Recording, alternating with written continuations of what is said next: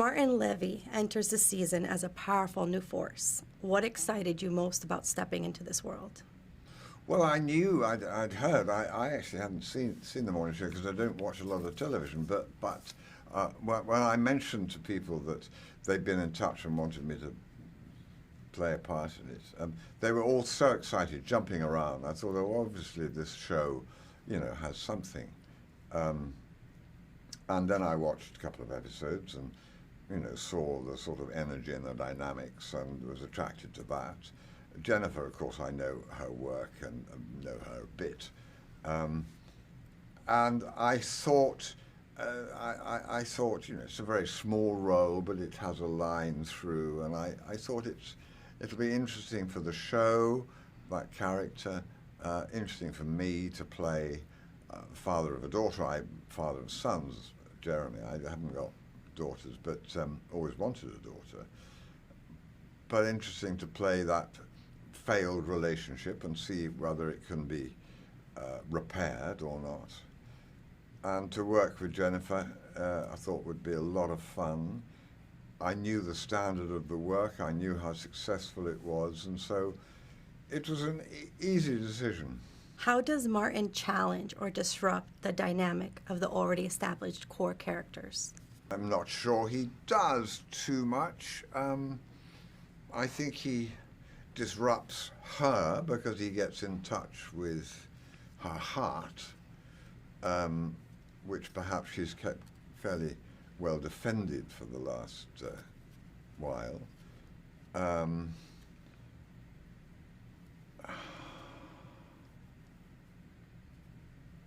of course, for the people who work with her, to have this slightly rogue father knocks at her defenses, so disrupts her in that way.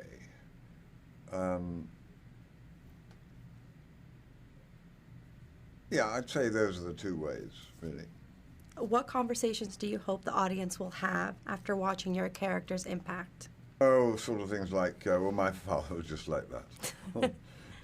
And they'll start talking about their parents and maybe about their children, because, we all make the same mistakes, some of us, or all of us make some mistakes or other bringing up our children. It's a very hard thing to do. We're not trained to do it, are we? No. We just follow our instincts, and sometimes we get it wrong, sometimes we get it right. If you could swap characters for a day on set, who would you choose and why? That's a question. I don't want to. I love Mia Jordan. Yeah. I love Mia Jordan too. Like, I wouldn't want to be anybody else, but I might take a swing at Corey Ellis. There you go. Yeah. I might. Yeah. I might. Yeah, That's only because my character's kind of had a villain kind of a season. She's in her villain era in season 4. So, I consider Corey Ellison to be like the ultimate villain. That's pretty good, yeah. Maybe I could be Alex's daddy, Jeremy. Ironically, I can actually see that. Hey. Yeah, I could see good. you on that I mean, too. I'd have to age myself a little bit. Anyway, but Right. But no, listen, we were talking about this before. It's hard, though. It's hard because we're so protective of each one of our characters. We've invested emotionally so much, so deeply in each one of them, that I don't want to swap with anyone. I mean, I'm so protective of my guy, So, but I feel the same way. Yeah. Okay. I love fine. me some Chris. yeah. Well, I really like the season that Chris really put her foot down. Yeah? Absolutely. Yeah, the foot kind of went down on her. A little bit. I'm like, She put her foot down on herself a little bit. I think she had to figure out, which foot to put in front of the other, and sort of found her stride Very in a way. foot-heavy, Yeah, sorry, I'm going with it. It's a collaboration. This is what we it's do. an OnlyFans. This is what we're doing. We're bantering. A lot of feet. The three of you often intersect in high-stake newsroom moments. What was the energy like filming those scenes? Oh, wow. Focused. Yeah. Very much so. It's focused. Yeah. I think it was paying close attention, which isn't very hard. We were talking about the incredible crew we have on this show. Oh, my God. They are our first audience and our best audience. They let us know when we're doing well, and they also, let us know when the work isn't where it needs to, because they're a little distracted. Do you know what I mean? Mm-hmm. But the work on this show is always so compelling. The acting is so incredible. So being sitting on the other side, this time I got to sit and watch some of Nicole's work in person. Many times they're filming a scene in the studio, and you have to watch a tape of it from prior, right? They've already recorded it, so you're not actually watching them doing it live. Do you know? But in this case, I was able to watch Nicole's performance in episode 5, and we were all riveted. We were all watching. We were all, you know, crying. We were applauding at the end of the take. What's happening? We were. Is that even the question? Was it the Yeah, question? that was the Yes. question. Like, what's it Absolutely. like It's to a watch nice- this? yeah, She's like, I'm She's giving like, you "Come these on. flowers, honey. Come on, I'll take them. It's beautiful. Take me. Well, I'm going to give them back to her because we all got to see what happened with Mia this year. Yeah, yeah. And Yeah. it's, to me, as a fan of the show and a fan of this woman, it's like the Yeah. payoff, the ultimate. Like, I've been waiting to Yes. see this for 4 years. 4 seasons, yeah. For 4 seasons. I've been waiting for this moment. You know, I think the audience is going to be riveted. The season really shows how your characters navigate personal lives under the pressure of a very public newsroom. How did each of you approach finding that balance on screen? Well, I think I really found it in the other actor that I'm working with. Incredible scene partners like Nicole, Greta Lee, Jennifer. You know, our cast is just quite simply stacked. You know, and there's always someone on the other side of the camera waiting to give you back what you need in order to do your scene. That's a really good point. It is, I mean, so many talented actors that we get to work with, and everybody is open and emotionally available, and it's the best kind of scene partner. That's what you want. You want people to be, you know, you want to give them your heart and receive what they can give. And so it does feel like that on the set, and it's a very relaxed environment, so everybody feels safe to open up, you know, and, if I can say that, you know, and that's due to Mimi Leader, our Mimi. producing director, who's established that kind of, you know, environment where you're asked to take chances and you're encouraged to take chances. And it's okay if you take a whiff and you fail. We'll go again. And Jen and Reese, as producers, are phenomenal in creating that kind of free environment. And our great And I writers, think too. The writers, and kudos to creating a world that looks like the world. Yeah, very much. Yes. Yeah. Everyone is so different Yeah. that like you feel like you can bring your own little funky whatever it is, Yes. Yeah. and it works, and they'll figure out how to extract more from it. It's Yeah. just, it's perfect It's because great. there's something for everyone Yes. who's watching. So you great know? to be in a room, in a world, on a cast and crew that is as inclusive as ours. Not just invited to the party, as they say, but asked to dance. Yeah. Come on now. It's the best feeling. It's the That's best. pretty great. Because I think that's the best television out there, the inclusive, diverse stories. It's Absolutely. the best. Selene Dumont is an mysterious new addition. What initially drew you to the role? I was a big fan of the show, and I had watched like the 2 first seasons in 3 days, and so when they asked me, I mean, that was a dream, you know, coming true that I didn't even, you know, like fully created in my mind. So. Can you share your favorite behind-the-scenes moment of working with the cast? It's always this is a question that is always hard, but I had a lot of fun working with Billy Crudup because he's a kid as I am, and we love to have fun and to mess around. So the experience with him, and also I think we're the same kind of actors.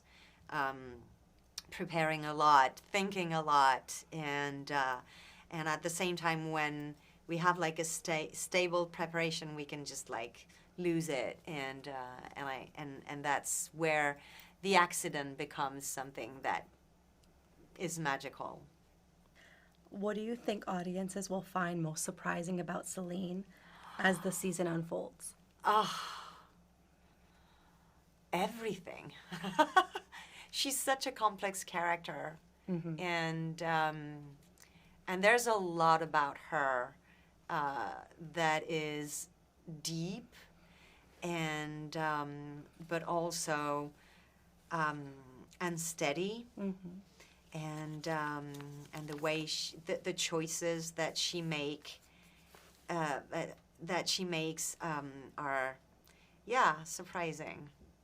How did you prepare for this role when your character is both glamorous but very complicated?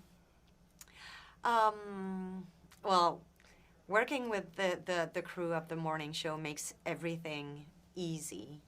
And but the way I prepared, well, I begged for information at first because I didn't know when I accepted the show that I wouldn't have like the whole story and the whole episodes. So that was surprising. That I got a little anxious about it, but then I really found like the enjoyment and the excitement of not knowing what would come next for my character and the story itself. But I had few information, and especially that she came from a very wealthy and powerful family. So I read books about like, wealthy, powerful families and companies, and how the women have to find their place and prove themselves a lot more than men. And that was very interesting to study.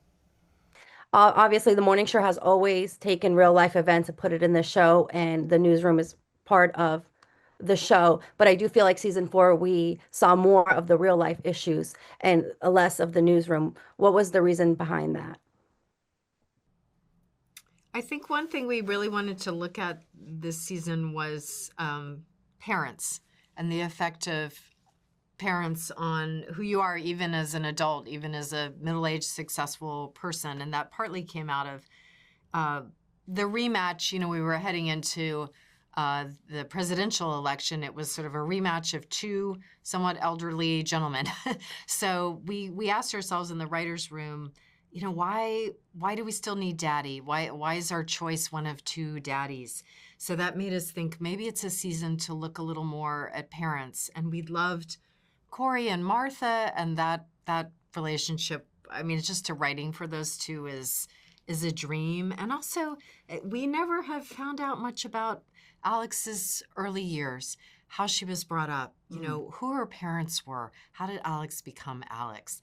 And so it felt like about time to sort of open that little Pandora's box.